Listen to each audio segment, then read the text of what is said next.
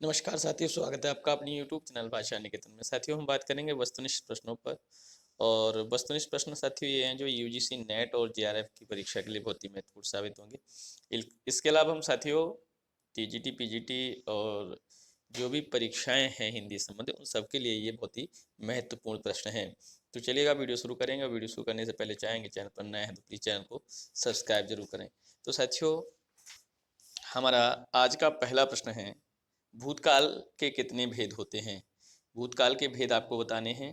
5 भेद, 6 भेद, या कहें तो 7 भेद, या 9 भेद। बताइएगा भूतकाल के कितने भेद होते हैं।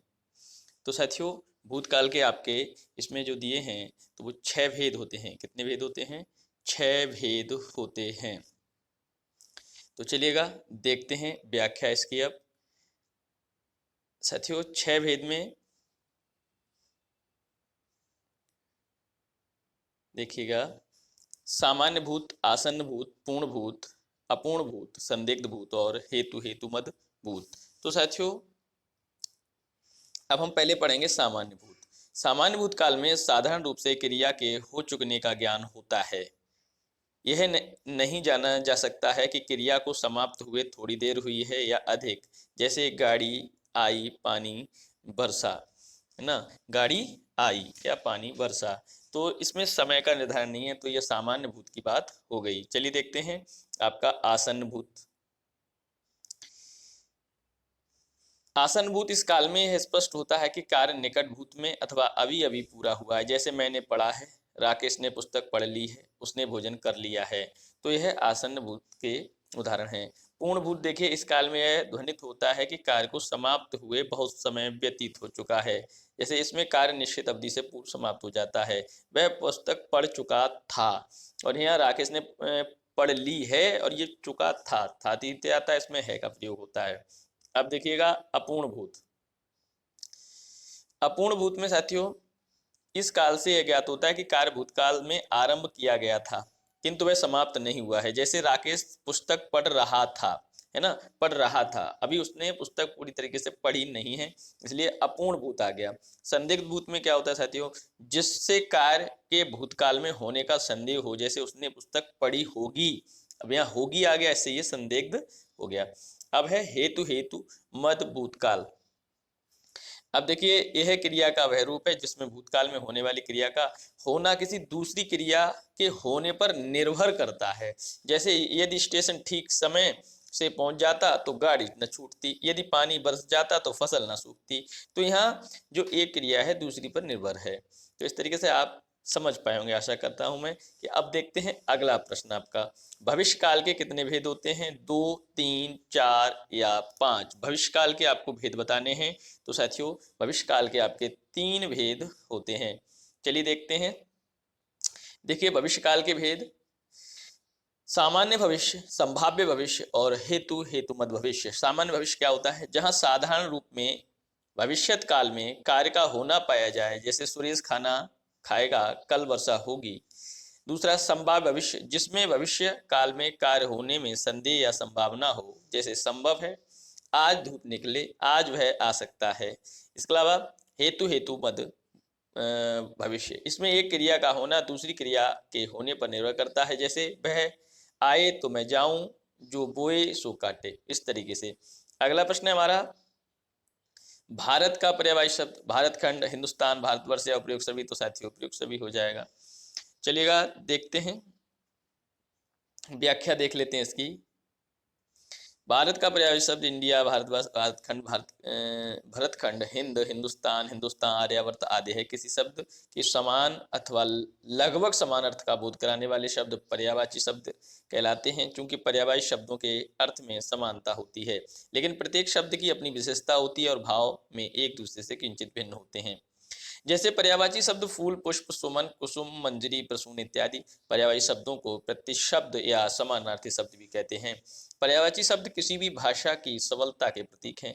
जिस भाषा में जितने ही अधिक पर्यायवाची शब्द होंगे, वह भाषा उतनी ही अधिक समृद्ध होगी। इस दृष्टिकोण से हिंदी संपन्न भाषा है। अब देखता हूं अगला प्रश्न। अगला प्रश्न क्या साथियों, ब्रजभाषा गद्य का सूत्रपात कब हुआ है? संवत 1200, संवत 1300, संवत 1400 या संवत 1500? तो साथियों संवत आपका 1400। अब इसका व्याख्या देखते हैं। देखिए साथियों, ब्रजभाषा का गद्य सूत्रपात गद्य का सूत्रपात संवत 1400 के करीब हुआ है। कृष्ण भक्ति धारा के कवियों तथा भक्तों ने उसके विकास और संवर्धन में विशेष योग दिया। 17वीं शताब्दी तक की लिखी हुई जो रचनाएं उपलब्ध हैं उनमें गोस्वामी विट्ठलनाथ का श्रृंगार रसमंडन, गोकुलनाथ जी की 84 वैष्णवन की वार्ता और 200 वैष्णवन की वार्ता, नाबादास जी का अष्टयाम, बैकुंठमणि, शुक्ल के अगहन महात्म्य और बैसाख महात्म्य तथा लल्लू लाल कृत माधव विलास विशेष रूप से उल्लेखनीय हैं। अब देखता हूं, ब्रजभाषा बोली का प्रभाव क्षेत्र भरतपुर, धौलपुर, मथुरा, अलीगढ़, आगरा, एटा, मैनपुरी, बुलंदशहर, ग्वालियर तथा बदायूं, बरेली, नैनीताल की तराई में फैला है। विस्तृत क्षेत्र के कारण स्थानीय प्रभाव के अंतर्गत इसकी कई उपबोलियां विकसित हो गई हैं। धौलपुर और पूर्वी जयपुर की बोली डांगी, एटा, मैनपुरी, बदायूं, बरेली जिलों की बोली अंतर्वेदी तथा नैनीताल को बोली भूक्सा उपबोलियों के उदाहरण हैं। मथुरा, अलीगढ़ तथा आगरा की बोली ही आदर्श ब्रजभाषा है। ब्रजभाषा लोगों की संख्या 2 करोड़ से अधिक है। ब्रजभाषा के प्रचुर साहित्य में सूरदास, बिहारी, भूषण, मतिराम, चिंतामणि, पद्माकर, भारतेंदु तथा जगन्नाथ दास रत्नाकर का नाम प्रमुख है। अब आपका अगला प्रश्न देखते हैं। अगला प्रश्न है, पश्चिमी हिंदी की प्रमुख बोलियां कौन सी हैं? खड़ी बोली, ब्रजभाषा, अवधी या ए और बी दोनों? तो साथियों इसका उत्तर क्या हो जाएगा? तो खड़ी बोली और ब्रजभाषा, ए बी दोनों। ठीक है, देखते हैं व्याख्या साथियों। पश्चिमी हिंदी की प्रमुख बोलियां खड़ी बोली और ब्रजभाषा हैं। खड़ी बोली शब्द का प्रयोग 2 अर्थों में किया जाता है। प्रथम साहित्यिक हिंदी के रूप में और दूसरा दिल्ली मेरठ क्षेत्र की लोक बोली के अर्थ में। यहाँ खड़ी बोली का आशय दूसरे अर्थ से ही है, अतः बोली के रूप में से और भी कहना अधिक समीचीन होगा। कुरु जनपद की बोली होने के कारण राहुल सांकृत्यायन ने यह नाम दिया था। खड़ी बोली में खड़ी शब्द के कई अर्थ हैं। या खरी अर्थात शुद्ध खड़ी यानी मानक या परिनिष्ठित। एक अन्य मतानुसार खड़ी बोली में खड़ी पाई का प्रयोग अधिकता से होता है, तो कुछ लोगों ने इसे बोली के ध्वन्यात्मक कर्कशता से जोड़ा है। खड़ी बोली का प्रभाव विस्तार अंबाला, पटियाला, देहरादून, मेरठ, मुजफ्फरनगर, रामपुर, मुरादाबाद, बिजनौर, सहारनपुर तथा दिल्ली तक फैला है। ब्रजभाषा बोली का प्रभाव क्षेत्र भरतपुर, धौलपुर, मथुरा, अलीगढ़, आगरा, एटा, मैनपुरी, बुलंदशहर, ग्वालियर, बदायूं, बरेली, नैनीताल की तराई में फैला है। ब्रजभाषा के प्रचुर साहित्य में सूरदास, बिहारी, भूषण, मतिराम, चिंतामणि, पद्माकर, भारतेंदु तथा जगन्नाथ दास रत्नाकर प्रमुख हैं। देखिएगा, अब आपका अगला प्रश्न है, कान स्त्रीलिंग है या पुल्लिंग? है ना, कान आपका कैसा शब्द है? पुल्लिंग शब्द है। कैसा शब्द है? पुल्लिंग। व्याख्या करते हैं इसकी कि कान शब्द पुल्लिंग है। जैसे कान लंबे हैं, शरीर के अंग पुल्लिंग होते हैं, जैसे हाथ, पैर, गला, अंगूठा, कान, सिर, मस्तक, मुंह, घुटना, हृदय, दांत आदि। लेकिन अब बात जीभ, आंख, नाक, उंगलियां जो स्त्रीलिंग शब्द कहे जाते हैं। लिंग शब्दी प्रश्न सामान्यतः सामान्य हिंदी प्रश्न पत्र के अलावा ये सभी में पूछे जाते हैं। चलिए खैर, अब देखते हैं अगला प्रश्न। अगला प्रश्न हमारा, बनावट के आधार पर शब्द कितने भेद होते हैं? 4 भेद, 2 भेद, 3 भेद या 7 भेद? बनावट के आधार पर शब्द के कितने भेद हैं साथियों? तो 3 भेद। कौन कौन से होते हैं? तो हम चलिए देखते हैं। देखिए, बनावट के आधार पर रूढ़ शब्द, यौगिक शब्द और योग रूढ़ शब्द। रूढ़ शब्द कौन से होते हैं? जिन शब्दों का खंड सार्थक ना हो उन्हें रूढ़ कहते हैं, जैसे नाक, कान, पीला, झटपर। यहाँ प्रत्येक शब्द के खंड जैसे ना और का और ना का अर्थहीन है। यौगिक शब्द ऐसे शब्द जो 2 शब्दों के मेल से बनते हैं या 2 पदों के मेल से बनते हैं, जिनके खंड सार्थक होते हैं, यौगिक कहलाते हैं। विद्या और आलय, जल और आशय, जलाशय, सभा और भवन, ये हो गए यौगिक शब्द। योग रूढ़ शब्द ऐसे यौगिक शब्द जो सामान्य अर्थ को छोड़कर विशेष अर्थ देते हों, जैसे चंद्रशेखर, जलज, लंबोदर। चंद्रशेखर है ना, चंद्र हो शिखर पर जिसके तो शिव, जलज जल में जन्म लेने वाला तो कमल, लंबा उदर जिसका लंबा उदर गणेश। माने जितने भी बहुबरी समास के शब्द हैं वो सभी आपके योग रूढ़ में आते हैं। अब देखते हैं अगला प्रश्न। अगला है उत्पत्ति के आधार पर शब्द कितने हैं। उत्पत्ति के आधार पर आपको बताना है शब्द कितने हैं। तो साथियों आपके 4 भेद होते हैं। कौन कौन से हैं वो देखते हैं। उत्पत्ति के आधार पर 4 भेद। तत्सम, किसी भी भाषा के मूल शब्द को तत्सम कहते हैं। तत्सम का अर्थ ही है उसके समान या ज्यों का त्यों, जैसे खर पर, कर्म, आम्र आदि। तद्भव, ऐसे शब्द जो संस्कृत और प्राकृत से विकृत होकर हिंदी में आए हैं तद्भव कहलाते हैं। अग्नि से आग, पुष्प से फूल, मयूर से मोर। देशज, वे शब्द हैं जिनकी भी उत्पत्ति का पता नहीं चलता और ये अपने ही देश में बोलचाल से बने हैं, इसलिए इन्हें देशज कहते हैं। तेंदुआ, चिड़िया, ठुमरी, जूता आदि। अब देखिएगा विदेशी शब्द। चौथा आपका कौन सा है। विदेशी। विदेशी भाषाओं से हिंदी भाषा में आए शब्दों की विदेशी शब्द कहते हैं। इनमें फारसी, अरबी, तुर्की, अंग्रेजी, पुर्तगाली, फ्रांसीसी आदि प्रमुख हैं। जैसे स्कूटर, डॉक्टर, गुलाब फारसी है, दफ्तर, जुर्म अरबी है और पादरी पोर्तुगीज है। चलिए देखते हैं अगला प्रश्न। अगला प्रश्न है साथियों, काल के कितने भेद होते हैं। 5 भेद, 3 भेद, 7 भेद या 9 भेद। काल के आपको बताने हैं कितने भेद होते हैं। तो साथियों सभी को पता है 3 भेद होते हैं। आपका भूतकाल, वर्तमान काल और भविष्य काल। देखते हैं। क्रिया के रूपांतर को काल कहते हैं, जिससे उसके कार्य, व्यापार का समय और उसकी पूर्ण अथवा अपूर्ण अवस्था का बोध होता है। जैसे वह जाता है, वह जा रहा है, वह जाता था, वह जा चुका था, वह जा रहा था। भूतकाल, क्रिया के जिस रूप से कार्य की समाप्ति का भान हो भूतकाल की क्रिया कहते हैं। जैसे वह मैच जीत गया, वह अच्छा गाना गाया, वह जा चुका था, वह मैं कानपुर गया, राम ने रावण को मारा था। वर्तमान काल में वर्तमान काल क्रिया का रूप है, वह रूप है जिससे वर्तमान चालू समय में क्रिया का होना पाया जाए। जैसे मनोहर कानपुर जाता है, गीता गाना गाती है। भविष्यत काल, भविष्यकाल क्रिया का वह रूप है जिससे आने वाले समय में क्रिया का होना या करना आया। जैसे वह काल कल वाराणसी जाएगा।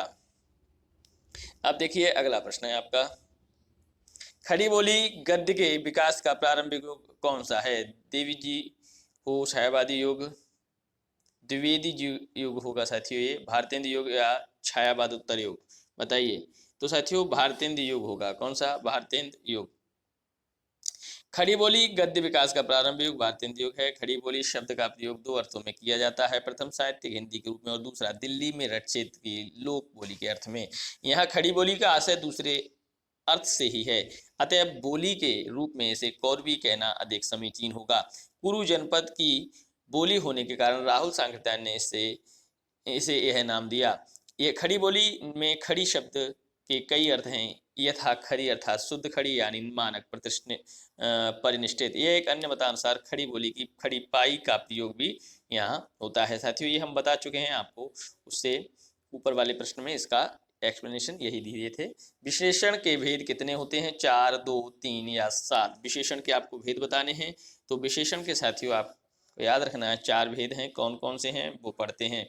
आपका इसमें दिया है, देखिएगा विशेषण के 4 भेद हैं। गुणवाचक विशेषण, संख्यावाचक विशेषण, परिमाणवाचक विशेषण और सार्वनामिक विशेषण। जो किसी संज्ञा की विशेषता बतलावे उसे विशेषण कहते हैं। जैसे काली गाय, उजला घोड़ा, मोटा आदमी आदि। काली, उजला, मोटा विशेषण है। विशेषण के कितने भेद हैं तो देखते हैं 4। तो इसमें सबसे पहले हम बात करेंगे गुणवाचक विशेषण। जिससे किसी संज्ञा के गुण, रंग, आकार, अवस्था का बोध हो उसे गुणवाचक विशेषण कहते हैं। जैसे वह एक अच्छा आदमी है, गुणवाचक है। उसकी टोपी लाल है, रंग, उसका चेहरा गोल है, आकार और भूखे पेट भजन नहीं होता, अवस्था। परिमाणवाचक विशेषण देखिए, जिससे किसी वस्तु की माप, तौल, अंदाज इत्यादि का बोध हो उसे परिमाणवाचक विशेषण कहते हैं। जैसे घोड़ा दूत, जैसे घोड़ा, या ये इसमें गलत दिया है, ठीक है।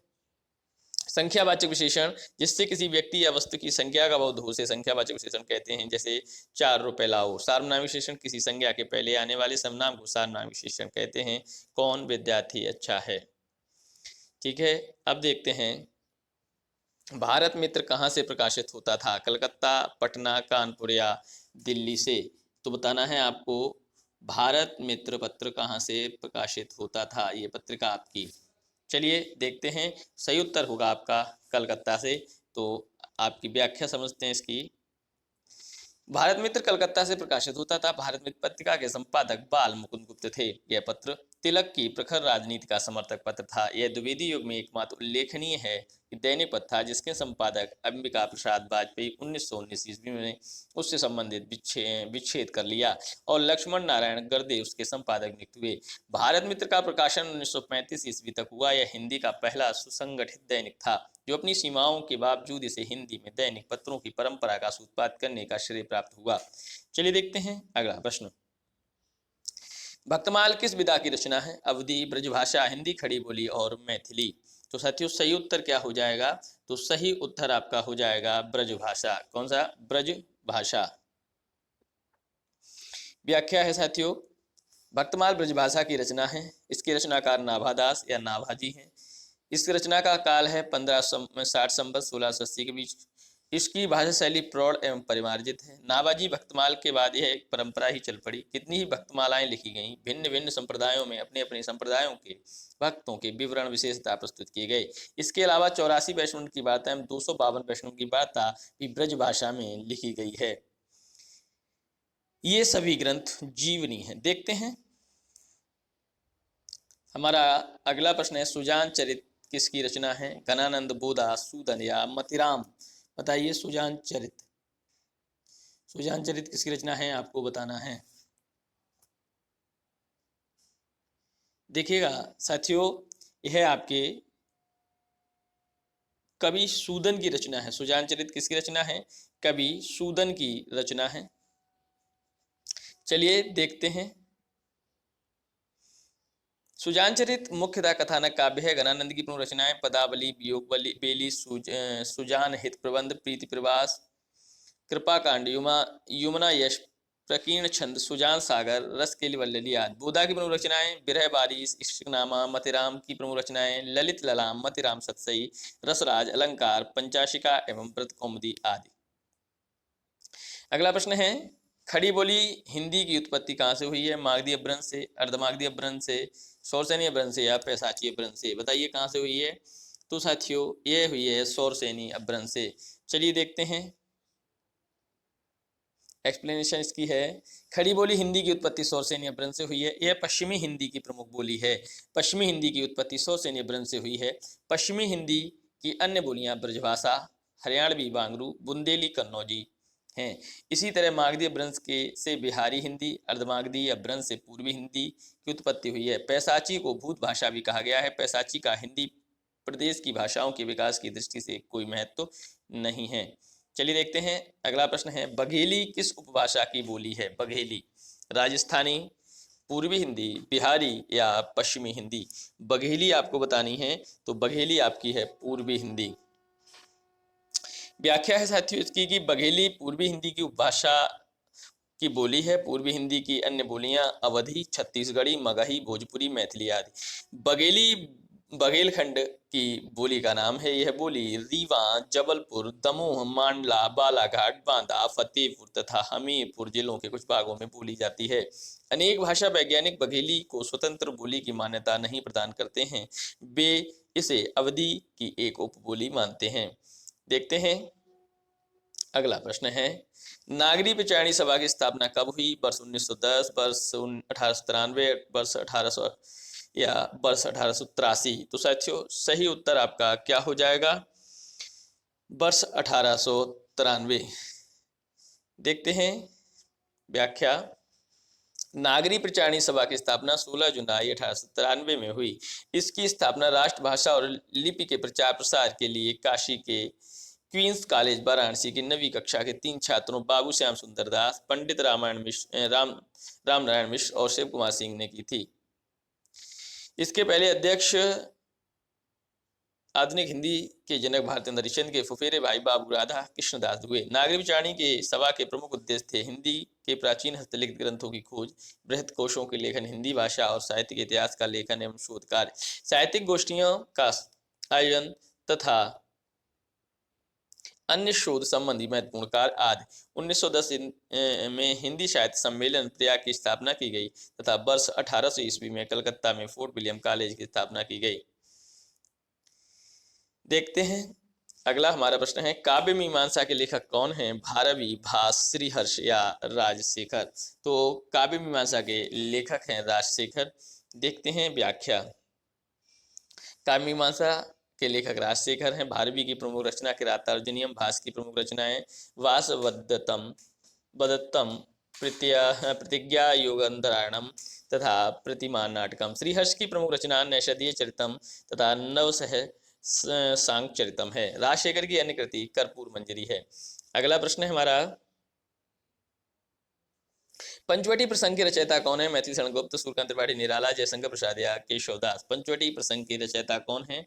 तो साथियों कौन है? तो सूर्यकांत त्रिपाठी निराला। देखते हैं व्याख्या। पंचवटी प्रसंग काव्य के रचयिता सूर्यकांत त्रिपाठी निराला हैं। निराला कृत परिमल में संग्रहित पंचवटी प्रसंग दर्शन प्रधान रचना है। निराला की अन्य कृतियों में अनामिका, परिमल, गीतिका, तुलसीदास, अणिमा, कुकुरमुत्ता, बेला और नैपत्य, अर्चना, सरोज स्मृति, तुलसीदास, आराधना, गीतगुंज, अपराध, जूही की कली इत्यादि। पंचवटी नाम की एक रचना मैथिली शरण गुप्त की भी है। जयशंकर प्रसाद की प्रमुख रचना कामायनी है। केशवदास को कठिन काव्य का प्रेत कहा जाता है। इनकी प्रमुख रचना रामचंद्रिका है। देखते हैं अगला प्रश्न है, एक भारतीय आत्मा किस कवि का उपनाम है? नागार्जुन, माखनलाल चतुर्वेदी, स्मितरंजन पंत या इनमें से कोई नहीं? तो सही उत्तर हो जाएगा माखनलाल चतुर्वेदी। देखते हैं इसकी व्याख्या। एक भारतीय आत्मा माखनलाल चतुर्वेदी कवि का उपनाम है। हिंदी कविता में राष्ट्रीय भावना का जयघोष करने वाले कवियों में माखनलाल चतुर्वेदी एक भारतीय आत्मा के नाम से विख्यात हैं।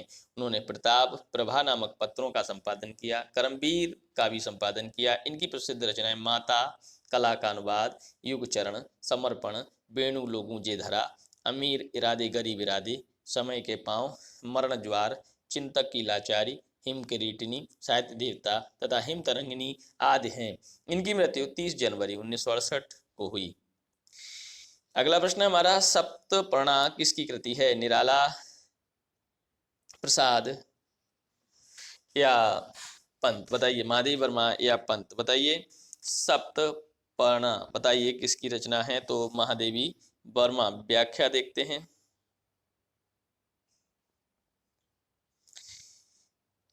सप्तपर्णा महादेवी वर्मा की कृति है। इसमें महादेवी वर्मा का प्रणय निवेदन देखने को मिलता है। महादेवी वर्मा का अन्य कृतियां हैं निहार, रश्मि, नीरजा, सांदगीत, दीपशिखा, अग्नि रेखा, यामा, दीप गीत, आत्मिका आदि। महादेवी वर्मा का जन्म 26 मार्च 1907 में फर्रुखाबाद उत्तर प्रदेश में हुआ था। वह एक कवित्री होने के साथ साथ स्वतंत्रता सेनानी भी थी। उन्होंने इलाहाबाद यूनिवर्सिटी से संस्कृत में MA की शिक्षा प्राप्त की। उन्हें 1979 में साहित्य अकादमी में फेलोशिप और 1982 में ज्ञानपीठ पुरस्कार से पुरस्कृत किया गया था। इसके अलावा उन्हें 1956 में पद्म भूषण और 1988 में पद्म विभूषण अवार्ड से पुरस्कारित किया गया या पुरस्कार से सम्मानित किया गया। इनकी मृत्यु 11 सितंबर 1987 को इलाहाबाद उत्तर प्रदेश में हुई। अगला हमारा प्रश्न है, चूलिका किसका भेद है? पाली, प्राकृत अपभ्रंश या पारसी? तो साथियों चूलिका आपका प्राकृत का भेद है। चूलिका प्राकृत का भेद है। व्याकरण, धर्म, साहित्य आदि के अनेक आधारों पर प्राकृतों का विभाजन भी किया गया है। व्याकरणों ने प्राकृतों के अंतर्गत महाराष्ट्र, सौरसेनी, मागधी, पैशाची, चूलिका, चंडाली, ढक्की, साबरी और अपभ्रंश आदि अनेक विभाषाओं की गणना की है। भरत ने नाट्यशास्त्र में मागधी, अवनिजा, प्राच्या, सौरसेनी, अर्धमागधी, बहलीका, दक्षिणात्या नाम की 7 प्राकृत गिनाई हैं। देखते हैं अगला प्रश्न। अगला है, भोजपुरी भाषा की उत्पत्ति कहाँ से हुई है? अर्धमागधी अपभ्रंश से, मागधी अपभ्रंश से, सौरसेनी अपभ्रंश से या ब्राह्मण अपभ्रंश से? किससे हुई है? तो साथियों उत्तर से हो जाएगा मागधी अपभ्रंश से। आपकी व्याख्या देखते हैं। भोजपुरी भाषा की उत्पत्ति मागधी अपभ्रंश से हुई है। यह बिहारी हिंदी के अंतर्गत आती है। अर्धमागधी अपभ्रंश से पूर्व हिंदी, सौरसेनी अपभ्रंश से पश्चिमी हिंदी की उत्पत्ति हुई। बता दें कि भोजपुरी भाषा का इतिहास 7वीं सदी के शुरू होता है। 1000 से अधिक साल पुरानी है। गुरु गोरखनाथ ने 1100 वर्ष में गोरखबानी लिखा था। संत कबीरदास 1297 का जन्म दिवस के रूप में भारत स्वीकार किया गया और विश्व भोजपुरी दिवस के रूप में मनाया जाता है। भोजपुरी की भाषा का नामकरण बिहार के आरा शाहबाद जिले में स्थित भोजपुर नामक गांव के नाम पर हुआ है। पूर्ववर्ती आरा जिले के बक्सर सब डिवीजन अब बक्सर अलग जिला है। भोजपुर नाम का एक बड़ा परगना है जिसमें नवका भोजपुरा या पुरनका भोजपुरा दो गांव हैं। मध्यकाल में इस स्थान को मध्य प्रदेश के उज्जैन से आए भोजवंशी परमार राजाओं ने बसाया था। उन्होंने अपनी इस राजधानी को अपने पूर्वज राजा भोज के नाम पर भोजपुर रखा था। इसी कारण इसके पास बोली जाने वाली भाषा नाम भोजपुरी पड़ गया। देखते हैं अगला प्रश्न है, प्रजा हितैषी पत्र के संपादक कौन थे? राजा शिव प्रसाद सितारे हिंद, राजा लक्ष्मण सिंह, मुंशी सदा सुखलाल या लल्लू लाल। तो कौन थे साथियों? तो सही उत्तर हो जाएगा राजा लक्ष्मण सिंह। आपका प्रश्न है अब ये है, व्याख्या देखते हैं इसको। प्रजा हितैषी समाचार पत्र के संपादक राजा लक्ष्मण सिंह थे। राजा लक्ष्मण सिंह ने 1860 में आगरा से प्रजा हितैषी नामक पत्र निकाला था। कहाँ से निकाला? ये आगरा से। कालिदास के रघुवंश, मेघदूत और विज्ञान शाकुंतलम का अनुवाद भी किया। राजा लक्ष्मण सिंह ने सितारे हिंद की फारसी शब्दावली युक्त हिंदी लिखने की नीति का विरोध किया। इन्होंने शुद्ध हिंदी लिखने का पक्ष किया। लक्ष्मण सिंह का जन्म आगरा के वजीरपुरा नामक स्थान में 9 अक्टूबर 1826 को हुआ था। इन्होंने हिंदी को हिंदी संस्कृत के अनुकूल संस्कृत निष्ठ बनाने की चेष्टा की है। देखिएगा अगला प्रश्न है, संस्कार में किस उपसर्ग का प्रयोग हुआ है? सम, सन, सम से असन। तो सम उपसर्ग का प्रयोग हुआ है। व्याख्या देखते हैं इसकी। संस्कार शब्द में सम उपसर्ग का प्रयोग हुआ है। संस्कार शब्द में सम उपसर्ग पूर्वक घय प्रत्यय से होकर बनता है, जिसका अर्थ है सुसंस्कृत होना। कुछ लोग विशिष्ट गुणों के धारण करने का संस्कार कहते हैं। मनुस्मृति में धार्मिक विधि विधान एवं पावन क्रिया को संस्कार कहा गया है। संस्कार संख्या में 16 हैं। गर्भाधान, पुंसवन, सीमांतोन्नयन, जातकर्म, नामकरण, निष्क्रमण, अन्नप्राशन, चूड़ाकर्म, विद्यारंभ, कर्णभेद, उपनयन, वेदारंभ, केशांत, समावर्तन, विवाह और अंत्येष्टि।